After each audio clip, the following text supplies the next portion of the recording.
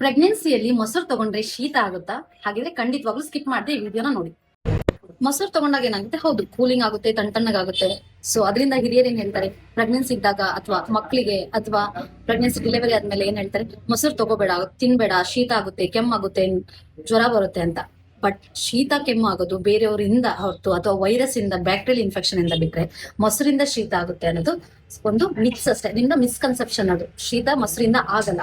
ಮತ್ತೆ ಕರ್ಡ್ ಎಷ್ಟು ಚೆನ್ನಾಗಿದೆ ಅಂತಂದ್ರೆ ಅದ್ರಲ್ಲಿ ಪ್ರೋಬಯೋಟಿಕ್ಸ್ ಇರುತ್ತೆ, ಪ್ರೋಟೀನ್ಸ್ ಇರುತ್ತೆ, ನಿಮ್ ಗಟ್ ಹೆಲ್ತ್ಗೂ ಇಂಪ್ರೂವ್ ಆಗುತ್ತೆ. ಸೊ ಹಾಗಾಗಿ ನೀವು ಇದನ್ನ ತಗೋಬಹುದು ಮೊಸರನ್ನ.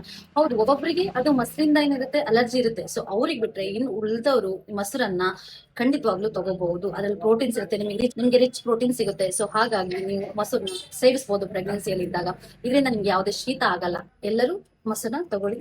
ಆದಷ್ಟು ನಿಮಗೆ ಏನು ಡೌಟ್ಸ್ ಇದೆಯೋ ನನಗೆ ಮೆಸೇಜ್ ಮಾಡಿ, ನಾನು ಖಂಡಿತವಾಗ್ಲೂ ಶೇರ್ ಮಾಡ್ತೀನಿ. Thank you.